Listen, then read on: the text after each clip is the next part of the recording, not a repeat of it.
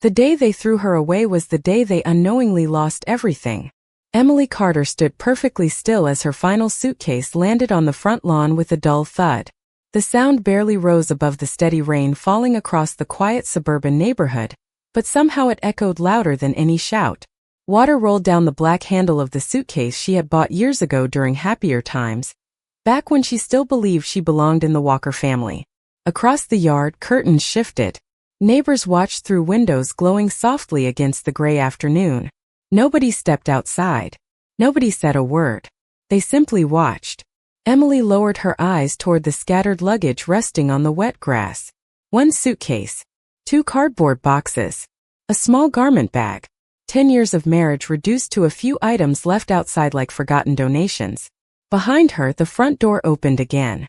Margaret Walker stepped onto the covered porch with the confidence of someone who believed she was finally correcting a mistake. Her expensive beige coat remained untouched by the rain while Emily stood exposed beneath the dark sky. "Make sure you take everything," Margaret said coldly. "I do not want any reminders left behind." Emily tightened her grip around the strap of her purse. Her fingers trembled slightly, though not from the weather. She had spent years trying to earn Margaret's approval. Years of family dinners, holiday gatherings, birthday celebrations, and endless efforts to prove she belonged. None of it had mattered. It never had. Margaret crossed her arms.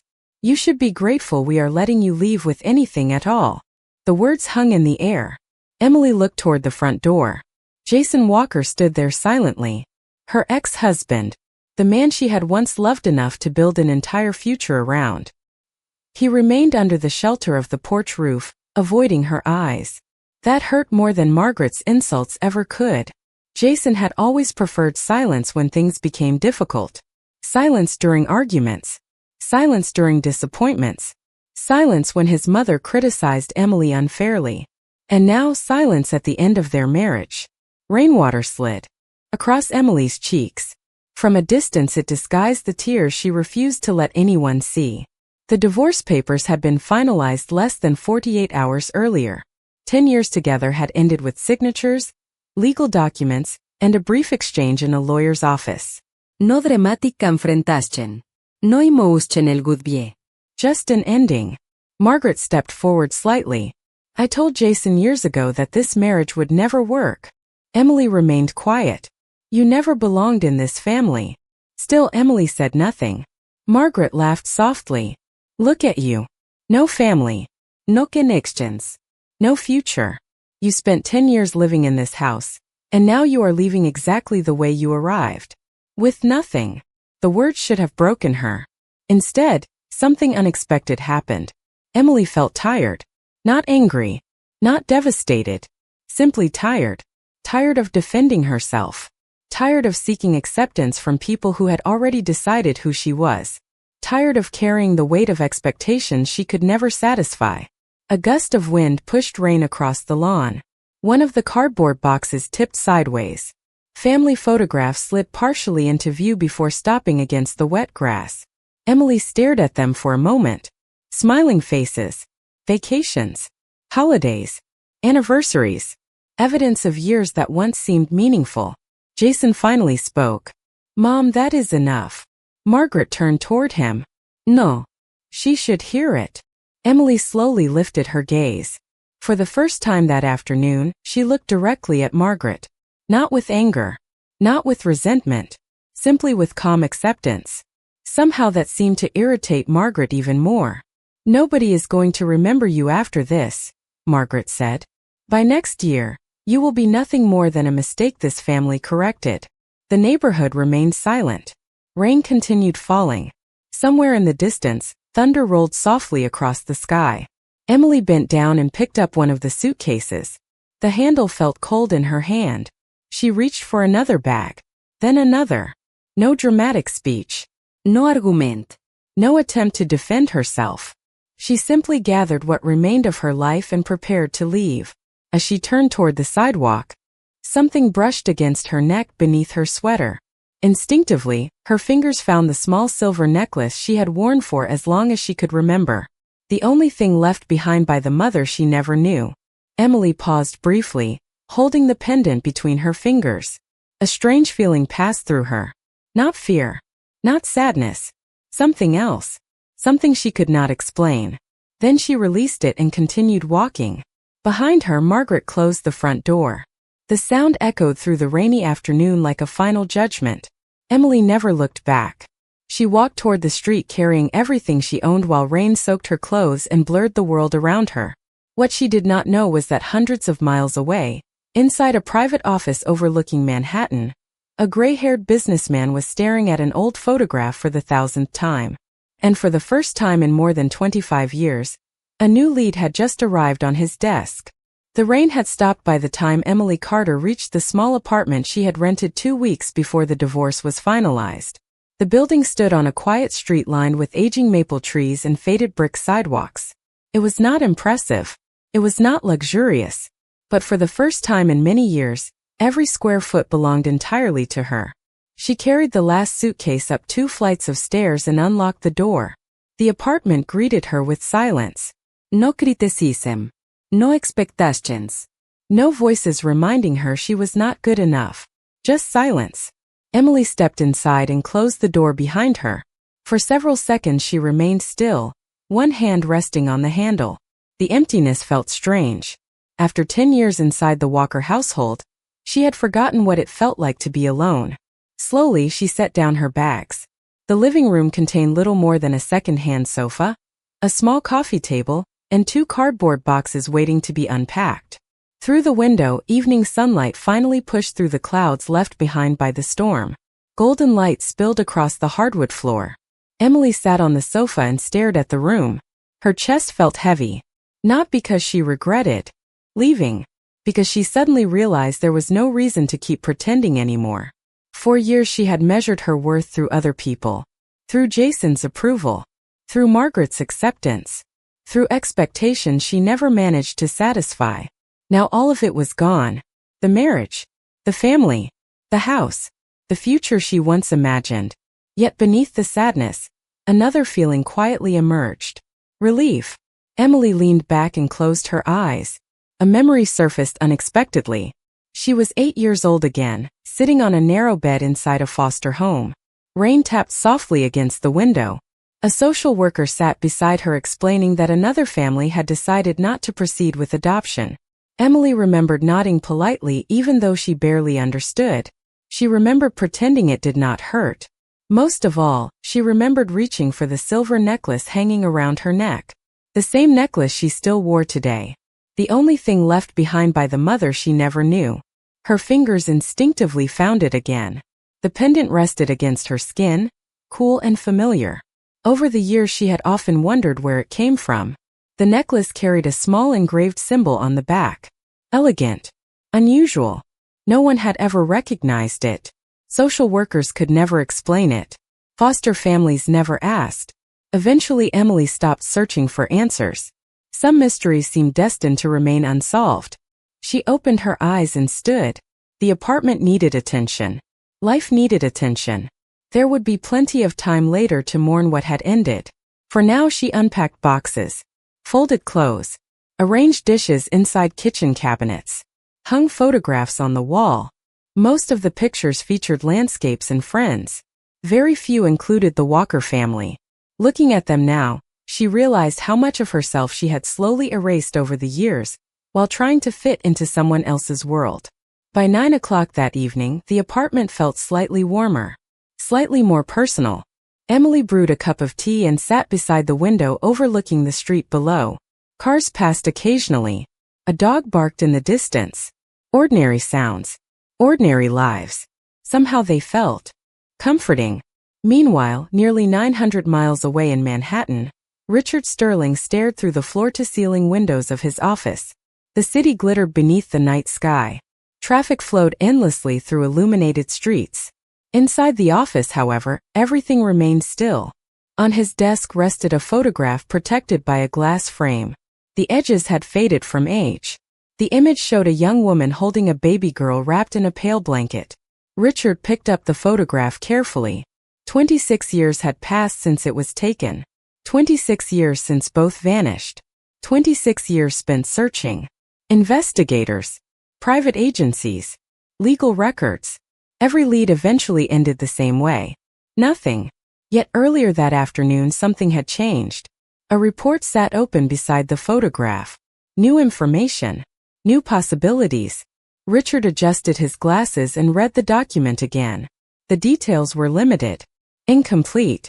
But one sentence continued drawing his attention. Female subject possesses silver pendant matching original family description. His pulse quickened.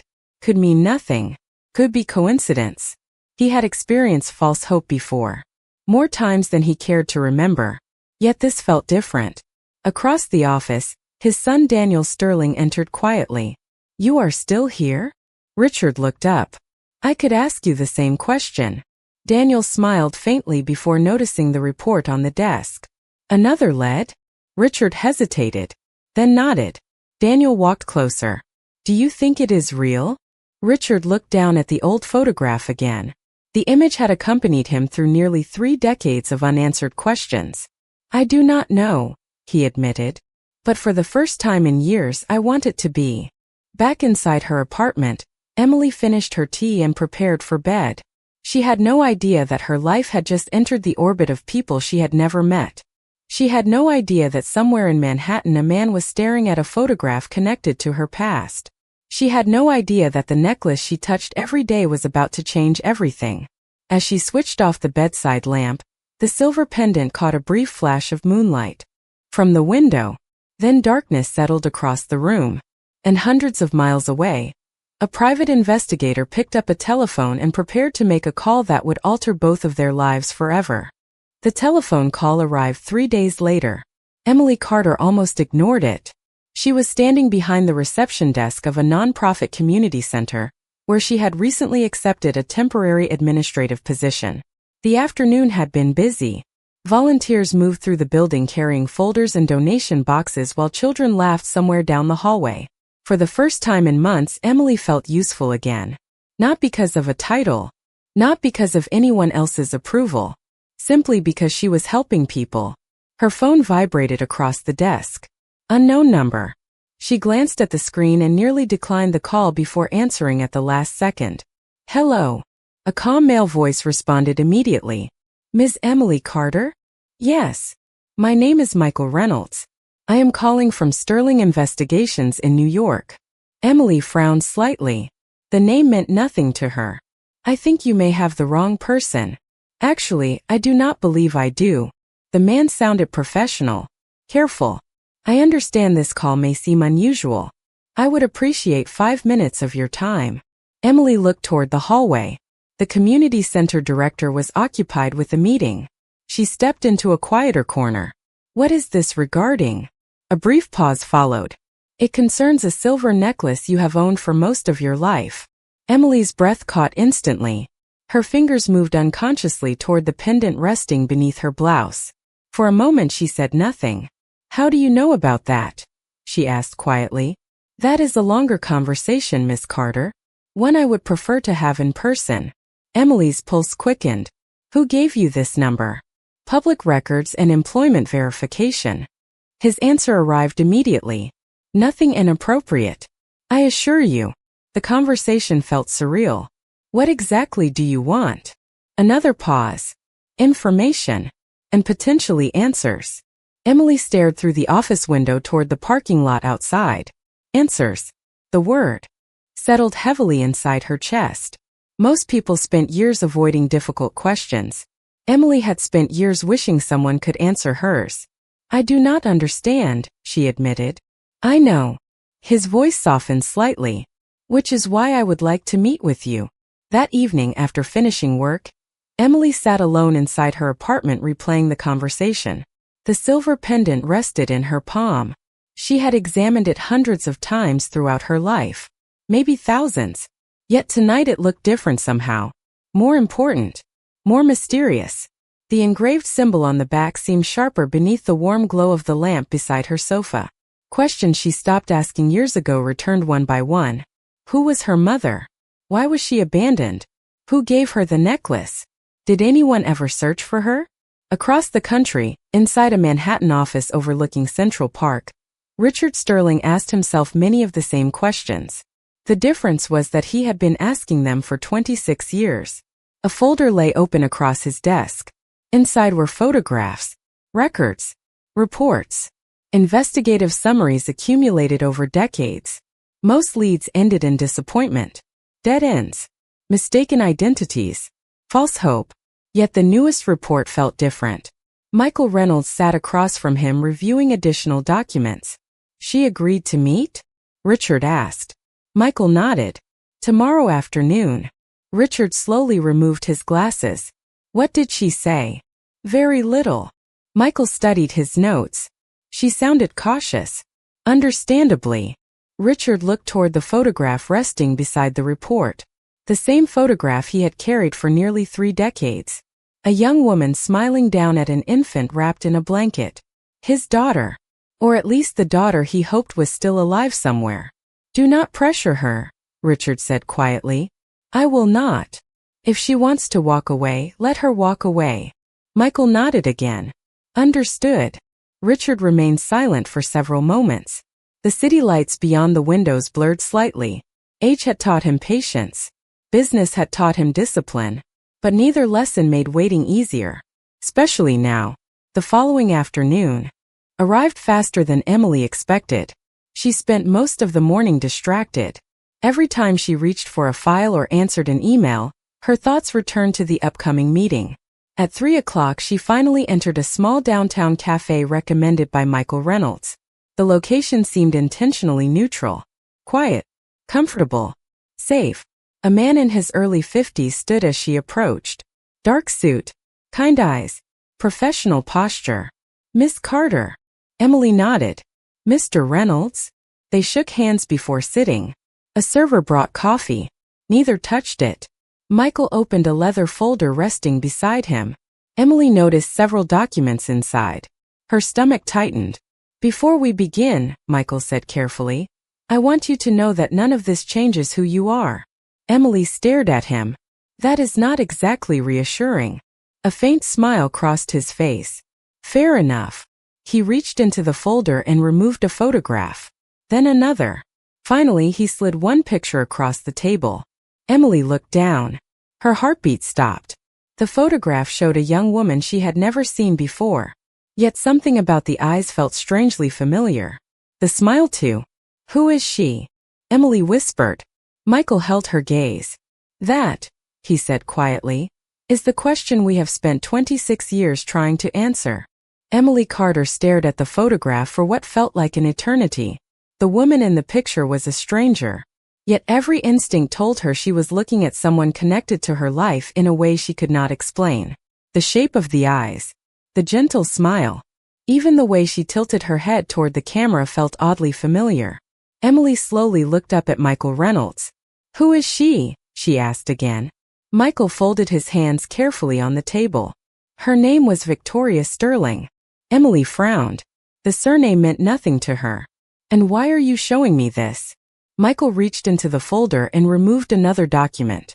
This time it was a photograph of the silver necklace Emily had worn since childhood. The image appeared old, taken from an archived file. Emily's pulse immediately quickened. How did you get that? Because we have been looking for it for more than 25 years. Emily felt her stomach tighten. Around them, the cafe continued operating normally. Cups clinked against saucers. Customers chatted quietly. Someone laughed near the counter. Yet the sound seemed distant now, as if they belonged to another world entirely. Michael carefully slid another page across the table. This one contained a drawing. The exact engraving found on the back of her pendant. Emily looked from the page to the necklace resting against her chest. Then back again. The symbols matched perfectly.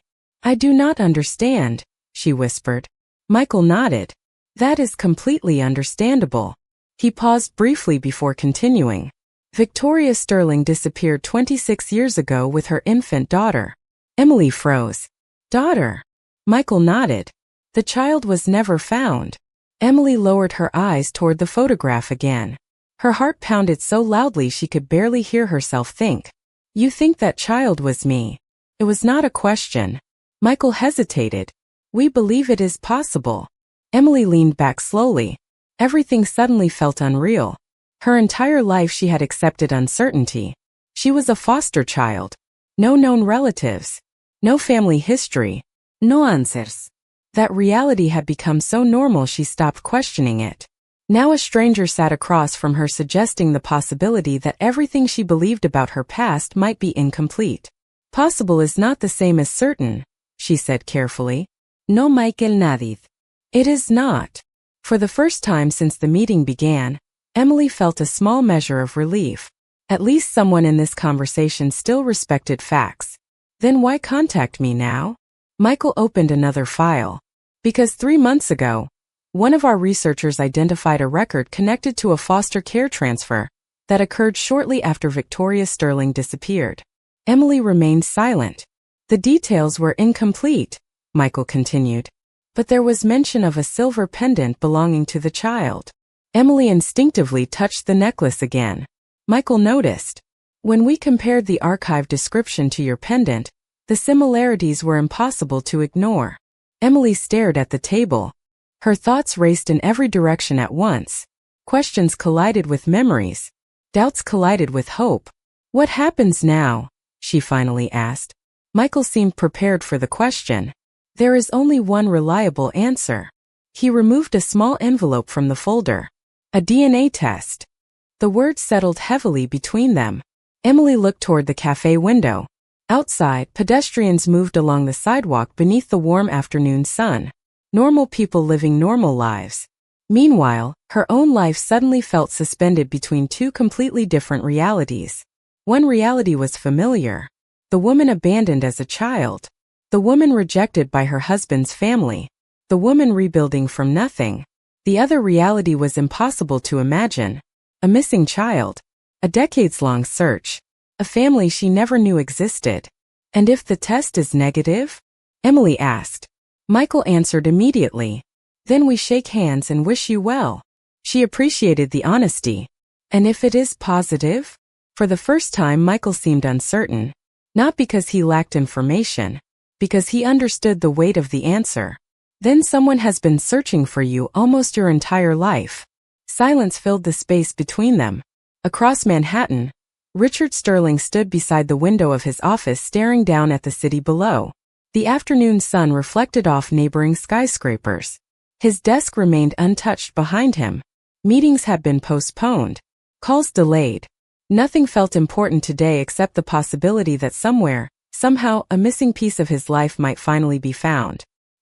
His son Daniel entered quietly. Have you heard anything?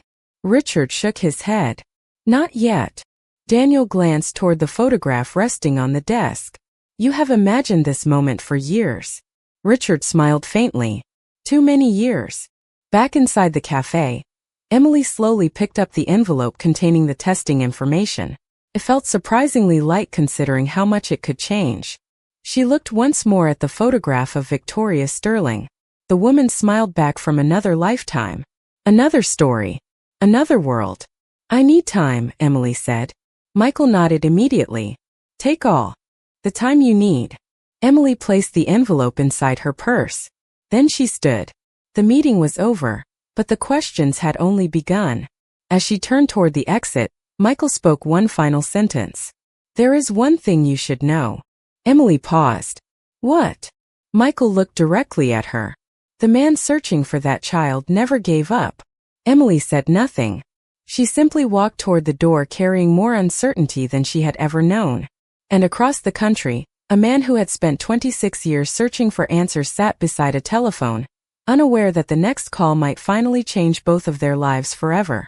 For the next week, Emily Carter carried the envelope everywhere. It sat inside her purse while she worked at the community center. It rested on her kitchen counter while she prepared dinner. At night it remained on the bedside table beside her lamp. Every morning she looked at it. Every evening she told herself she needed more time. The decision felt impossibly large. A DNA test sounded simple. A few minutes of paperwork. A small sample. Yet the answer could alter everything she believed about her life. One rainy Thursday evening, Emily sat alone beside her apartment window watching headlights pass along the street below. The silver necklace rested in her hand. She turned the pendant slowly between her fingers. 26 years. That was how long someone had supposedly been searching. The thought refused to leave her mind. Most people forgot strangers within days. Some forgot friends within years. Yet according to Michael Reynolds, a man she had never met continued searching for a missing child after more than 2 decades. Emily tried imagining what kind of person could do that. She could not. Eventually she stood, walked to the kitchen counter, and picked up the envelope. 30 minutes later she completed the paperwork. The following morning she submitted the sample. The moment it was done, an unexpected calm settled over her. There was nothing left to decide. Now all she could do was wait. Meanwhile, hundreds of miles away, Richard Sterling sat in a conference room surrounded by executives discussing a major acquisition. Charts filled. Large screens. Financial projections covered the table. Millions of dollars were being negotiated. Yet Richard heard almost none of it. His attention remained fixed on the silent telephone resting near his notebook. Daniel Sterling noticed immediately. "You are not listening." Richard looked up. "I am listening." Daniel smiled. "You have not heard a single word for the last 20 minutes. Richard almost laughed because his son was correct. After the meeting ended, Daniel followed him into his office. "Any update?" Richard shook his head. "Not yet." Daniel glanced toward the photograph still occupying a permanent place on the desk. "She agreed to the test. That is already more progress than we have had in years." Richard nodded slowly. "I know." Yet patience became more difficult with each passing day. Back in Chicago, life continued moving forward. Emily focused on work. The community center remained busy. Volunteers arrived daily. Families needed assistance. Children needed programs. The responsibilities helped distract her from the questions constantly circling her thoughts. Then Friday afternoon arrived. Emily was organizing donation records when her phone vibrated. Michael Reynolds. Her heart immediately accelerated. She stepped into an empty office and answered. "Hello." For a brief moment, only silence greeted her. Then Michael spoke. "Miss Carter, are you somewhere private?" Emily gripped the phone tighter. "Yes." Another pause followed, long enough to make her nervous. "The results are back." Every sound around her disappeared. "And?" The single word barely escaped her lips. Michael exhaled slowly. "I would prefer to discuss them in person." Emily closed her eyes. "Michael." Her voice softened. "Please." Silence stretched between them. Finally he spoke. "Can you come to New York?" Emily opened her eyes immediately. "What?" "A car can meet you at the airport. Everything has already been arranged." Her pulse quickened again. "You are not answering the question." "No." Michael sounded unusually emotional now. "I am not." Emily stared through the office window. Volunteers crossed the parking lot carrying supplies toward the building entrance. Ordinary. People living ordinary lives. Yet something extraordinary was happening. She could feel it. "When?" she asked. "Tomorrow." That evening Emily barely slept. Her suitcase remained open across the bed. She packed and repacked the same items repeatedly. Every possibility seemed equally impossible. Maybe the results were negative, and someone simply wanted to explain the investigation properly. Maybe there was another lead. Another mystery. Another misunderstanding. Yet deep down, a quiet feeling continued growing stronger. The next morning she boarded a flight to New York. Clouds drifted beneath the aircraft as the city gradually appeared beyond the window. Emily stared down at the skyline. Somewhere below answers waited. A black sedan met her outside the airport exactly as promised. The driver greeted her politely and began the drive into Manhattan. Towering buildings rose around them. Traffic flowed endlessly through crowded streets. Finally, the vehicle turned onto a quiet avenue lined with elegant stone buildings. Emily looked out the window and froze. Ahead stood one of the most recognizable corporate headquarters in the country. Sterling Global Holdings. The name stretched across polished glass above the entrance. Her breath caught instantly. She knew the company. Everyone did. The business empire appeared regularly in national news. Thousands of employees. International influence. Generations of wealth. The car rolled to a stop. An assistant waited outside the entrance. "Miss Carter." Emily nodded. The woman smiled warmly. They have been waiting for you. Emily stepped from the car. Her hands felt cold despite the afternoon sun. Together they crossed the lobby and entered a private elevator. The doors closed. The elevator began rising. Higher, higher, higher. Finally it stopped. The doors opened onto a private executive floor. At the far end of a quiet hallway stood Michael Reynolds. Beside him stood Daniel Sterling. And beyond them, inside an office surrounded by floor-to-ceiling windows, a gray-haired man slowly rose from behind his desk as Emily entered the room. For several seconds nobody spoke. Emily Carter stood near the center of the office while sunlight poured through the floor-to-ceiling windows behind the man staring at her. Richard Sterling looked older than she expected. Not weak. Not fragile. Simply older. The kind of age earned through responsibility, experience, and years that moved too quickly. Yet what struck Emily most was not his appearance. It was the expression in his eyes. She had seen curiosity before. She had seen sympathy. She had seen pity. This was different. It looked almost like disbelief. As though he had imagined this moment so many times that reality itself felt impossible. Daniel Sterling remained quietly beside the conference table, while Michael Reynolds stepped back, allowing the moment to unfold naturally. Richard finally took a slow breath. "Hello, Emily." His voice was calm, but she noticed the slight tremor beneath it. Emily nodded politely. "Hello." Silence followed again. Neither seemed certain how to begin. 26 years of separation left no obvious script. Richard gestured toward a seating area near the windows. "Would you sit down?" Emily agreed. A tray of coffee and tea rested nearby, untouched. Daniel quietly excused himself and moved toward the far side of the office, giving them privacy without leaving entirely. Richard sat across from Emily. For a moment he simply looked at her. Not in an uncomfortable way. More like someone studying a photograph that had suddenly come to life. Finally, he reached toward a folder resting beside him. "Before anything else," he said, "you deserve answers." Emily felt her heart begin racing again. Richard opened the folder carefully. Inside were documents, reports, old photographs, newspaper clippings, investigation records, entire sections of a life she never knew existed. "The DNA results arrived yesterday," he continued. "They confirmed what we hoped but could never prove." Emily remained completely still. Richard looked directly at her. His eyes glistened slightly beneath the afternoon light. "You are my daughter." The words settled into the room. Simple words. 4 syllables. Yet they carried enough weight to alter an entire lifetime. Emily stared at him. She had imagined hearing the answer. Prepared herself for it. Yet, nothing could have made the reality feel normal. Her throat tightened unexpectedly. Richard continued softly. "I have searched for you for 26 years. Emily lowered her gaze briefly. The statement sounded impossible.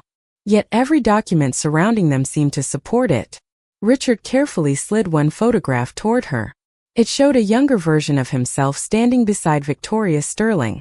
The resemblance between the woman in the picture and Emily now felt impossible to ignore. "Your mother was extraordinary," Richard said quietly. Emily studied the photograph. "What happened?" Richard looked out the window for a moment before answering. "Life happened." There was sadness in the response but no bitterness. "Circumstances separated us. Then one tragedy led to another. By the time I realized you were missing, there was almost nothing left to follow." Emily listened silently. Richard never exaggerated. Never dramatized. He simply told the truth as he understood it. Year after year of searching. Investigators. Legal records. Endless leads. Endless disappointments. Holidays spent wondering. Birthdays spent hoping. Every piece of the story sounded exhausting. Yet he had continued. Emily looked around the office. The company. The success. The reputation. This man could have moved on. Most people would have. Yet he never had. "Why?" she finally asked. Richard frowned slightly. "Why what? Why keep looking?"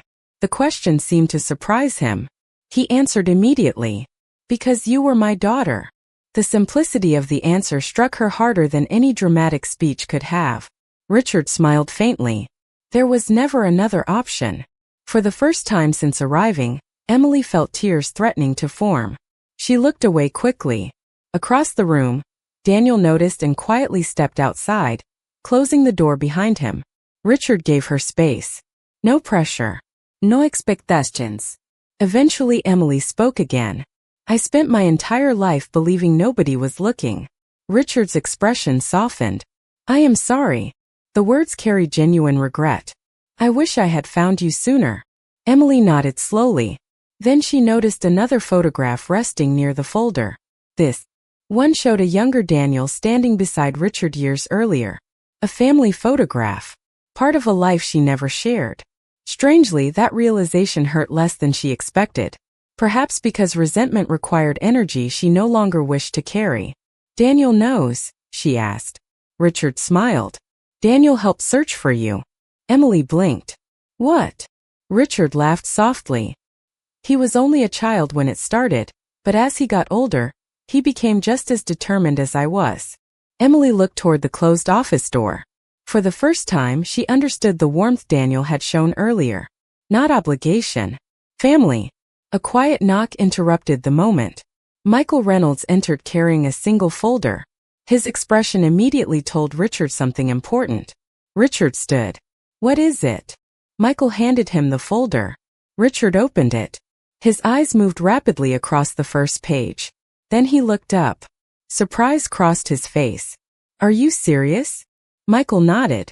Emily watched the exchange with confusion. Richard looked toward her. There is something else you should know. Emily felt her stomach tighten again. What? Richard handed her the document. She glanced down. At the top of the page appeared a familiar name. Jason Walker. Beneath it were several business records connected to a company recently acquired by Sterling Global Holdings.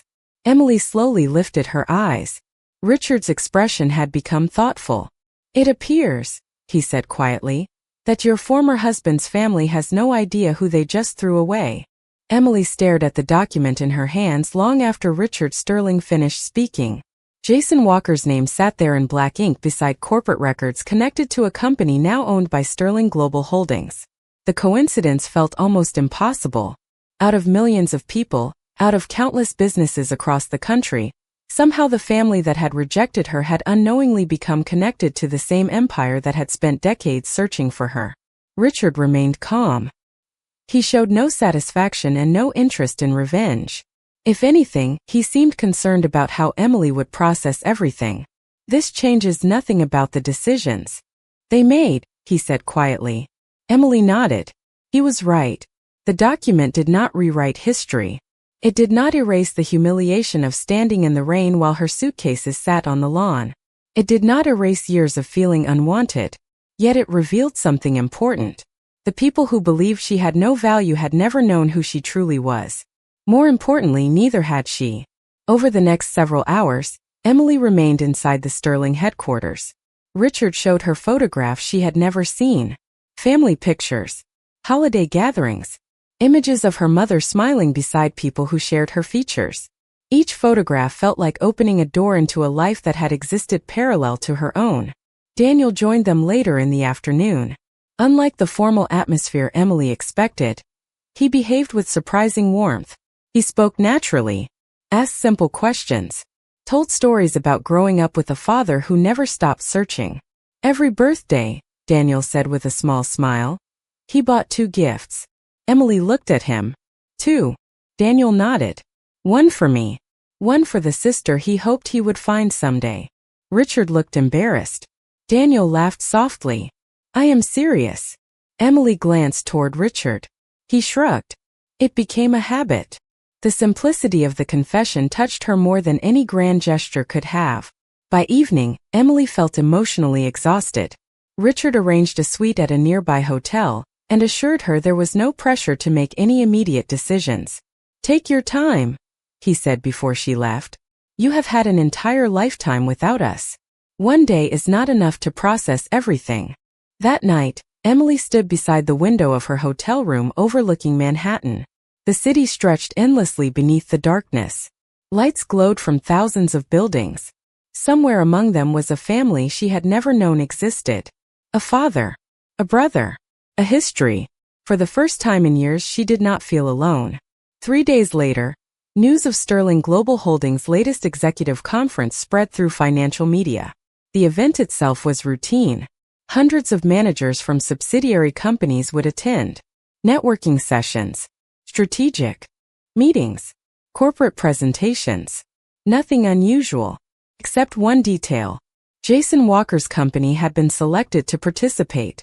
Back in Chicago, Jason sat inside a conference room reviewing travel documents. Across the table, Margaret Walker smiled proudly. "This is exactly the opportunity you need." Jason nodded absent-mindedly. Since the divorce, something inside him had felt unsettled. He rarely admitted it, especially not to his mother. Yet the silence in his house had become difficult to ignore. Emily's absence appeared in unexpected places. An empty chair, a forgotten coffee mug, a recipe she used to make on Sunday mornings. None of those things should have mattered. Yet somehow they did. Margaret continued speaking about business opportunities, but Jason's attention drifted elsewhere. Then his phone vibrated. A business article appeared on the screen. The headline featured Richard Sterling. Beneath it was a photograph taken during a recent charity event. Jason almost scrolled past it. Then he froze. Standing beside Richard Sterling was Emily. He stared at the image, certain he was mistaken. He zoomed in. The photograph became clearer. There was no mistake. Emily stood beside one of the most powerful business leaders in the country. She wore a simple navy dress and a calm expression. Nothing about her appearance suggested she was trying to impress anyone. Yet she looked completely at ease. Jason's heart began racing. "What is it?" Margaret asked. Jason turned the screen toward her. The smile disappeared from her face immediately. "That is impossible." She grabbed the phone. "Read the article. Then read it again." The report mentioned a private family announcement expected in the coming weeks. It referenced the recent reunion between Richard Sterling and his long-lost daughter. Margaret's face lost all color. No, Jason remained silent. The article included no dramatic details. No scandal. No controversy. Just facts. Richard Sterling had found his daughter after decades of searching. That daughter was Emily Carter. Margaret lowered herself slowly into a chair. There must be some mistake. Jason knew there was not. The photograph alone told him everything. Emily looked different. Not wealthier. Not more glamorous. Stronger. Like someone who no longer needed permission to belong anywhere. Across Manhattan, Emily sat inside a quiet restaurant with Richard and Daniel. They shared stories, laughed occasionally, learned about each other's lives. For the first time, family felt like something real rather than something she spent years chasing. Then Richard's assistant approached their table. "Sir, there is something you should probably know." Richard accepted the tablet she handed him. He read the screen briefly before passing it to Emily. She looked down. A registration list for the upcoming executive conference. One name immediately caught her attention. Jason Walker. Emily remained silent. Richard watched her carefully. "You do not have to attend," he said. Emily looked at the name one final time before handing back the tablet. A calm smile appeared on her face. "Actually," she said softly, "I think I would like to be there." The executive conference occupied 3 floors of one of Sterling Global Holdings' most prestigious properties overlooking the Hudson River. Hundreds of attendees filled the elegant venue. Conversations flowed through marble hallways. Business leaders exchanged introductions beneath sparkling chandeliers. Large displays showcased future initiatives and strategic partnerships. Everything appeared perfectly organized. Yet beneath the polished atmosphere, one unexpected story was quietly approaching its moment of revelation. Jason Walker arrived early that morning. His company had recently benefited from several opportunities connected to Sterling Global's acquisition strategy, and he viewed the conference as an important career milestone. Beside him, Margaret Walker seemed equally eager. She adjusted her designer jacket while scanning the crowd. "Remember," she said, "this is your chance to make the right connections." Jason nodded absent-mindedly. Since seeing Emily's photograph beside Richard Sterling, he had struggled to focus on anything else. The image continued replaying in his mind. Not because of wealth, not because of status, because of the confidence she carried. the quiet strength, the complete absence of the uncertainty he remembered. A voice announced the beginning of the morning program. Guests gradually moved toward the grand ballroom. Jason followed the crowd. Margaret remained beside him. Neither noticed the subtle changes taking place around them. Conversations shifted. Certain executives began discussing a recent family announcement involving Richard Sterling. Several attendees mentioned the discovery of his long-lost daughter. The story had generated significant attention within leadership circles. Margaret overheard fragments of the discussion. Her expression tightened slightly. "People are treating this like some fairy tale," she muttered. Jason said nothing. Inside the ballroom, hundreds of seats faced an elevated stage framed by massive screens. Executives settled into place. The lights dimmed slightly. Presentations began. For nearly an hour, speakers discussed business performance, expansion plans, and future investments. Everything proceeded normally. Then the final session approached. Richard Sterling stepped onto the stage. Applause immediately filled the room. His reputation alone commanded attention. He thanked attendees and delivered brief remarks about leadership, resilience, and long-term vision. Then his tone softened. "Today," he said, "I would like to share something more personal." The room became noticeably quieter. Richard rarely discussed private matters publicly. Even Jason looked up with renewed attention. Richard smiled gently. 26 years ago, my family lost someone we never stopped searching for." A photograph appeared on the screen behind him. It showed a young woman holding a baby. The same photograph Emily had seen inside his office. "For many years we hoped. We searched. We refused to give up." Another image appeared. Investigative files. Newspaper clippings. Family photographs. The audience watched silently. Margaret shifted uncomfortably in her seat. Jason's pulse began increasing. He already knew where the story was heading. Yet hearing it publicly somehow made everything feel more real. Richard continued. "A few months ago we received a lead. The screen changed again. A photograph of a silver necklace appeared. Emily's necklace." Several people in the audience exchanged curious glances. "That lead brought our family something we feared might never happen." Richard paused. Then a warm smile crossed his face. "It brought our daughter home." The ballroom erupted into applause. Jason felt his chest tighten. Margaret stared at the stage in complete silence. Richard turned toward the side entrance. "Emily."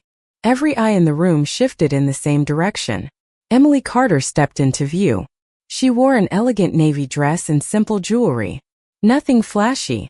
Nothing excessive. Yet the effect was undeniable. She walked calmly across the stage beside Richard. No hesitación. No nervousness. Just quiet confidence. Jason could not look away.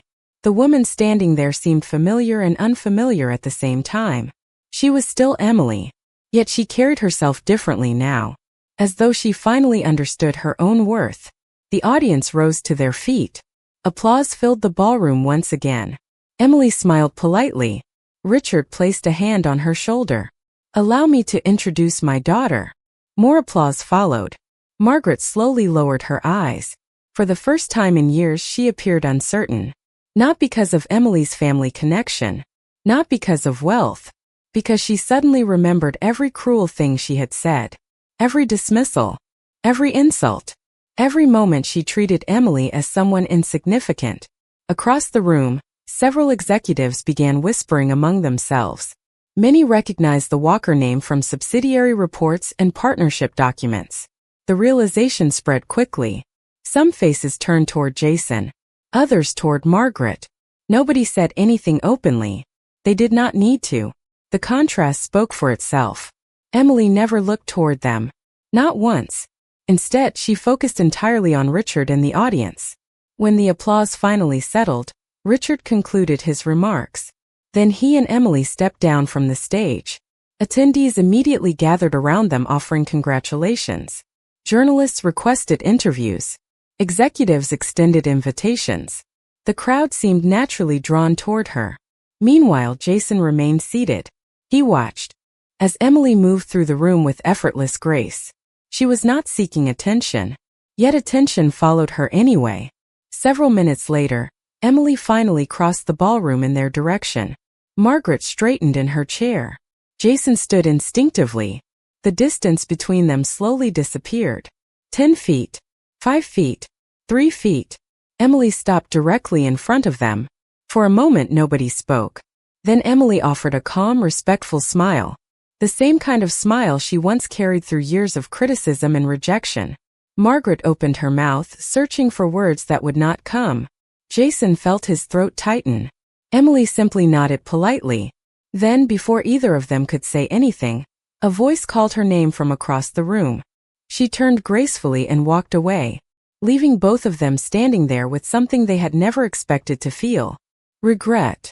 The conference ended, but the memory of that afternoon lingered long after the ballroom emptied. Attendees returned to their hotels carrying presentation materials, business cards, and future plans. Yet many of them left discussing something entirely different. They talked about the daughter who had been found after 26 years. They talked about the reunion. They talked about the quiet woman who stepped onto the stage without arrogance, without bitterness, and somehow commanded more respect than people who had spent decades chasing attention. Emily Carter remained in New York for another week. During that time, she began learning pieces of a life she had never known. Richard Sterling introduced her to family friends. Daniel shared childhood stories. Old photographs filled entire afternoons. Every day brought another discovery, another answer, another missing piece. Yet the greatest surprise was how natural everything felt. Nobody expected her to become someone different. Nobody asked her to earn a place. The place already existed. It always had. One evening, Emily sat with Richard on the terrace outside his penthouse overlooking the city. The skyline glowed beneath the fading colors of sunset. Richard held a cup of coffee while Emily rested comfortably in a nearby chair. While neither spoke, the silence felt peaceful. Eventually Richard smiled. "You know, I spent years imagining this conversation." Emily laughed softly. "And was it anything like you expected?" Richard looked toward the horizon. "Not even close." She smiled. "Good or bad?" "Much better." The answer came immediately. Emily lowered her eyes. For most of her life she had wondered what family might feel like. Now she knew. It was not wealth. It was not influence. It was not a famous name. Family was sitting beside someone who never stopped believing you mattered. A few days later, Emily returned to Chicago. Her apartment looked exactly the same as when she left. The small sofa remained beside the window. The kitchen remained modest. The neighborhood remained quiet. Yet everything felt different. Not because her surroundings changed, because she had changed. For the first time in her life, she knew where she came from. More importantly, she knew she had always been worthy of love, even during the years when others failed to see it. News of her reunion continued spreading.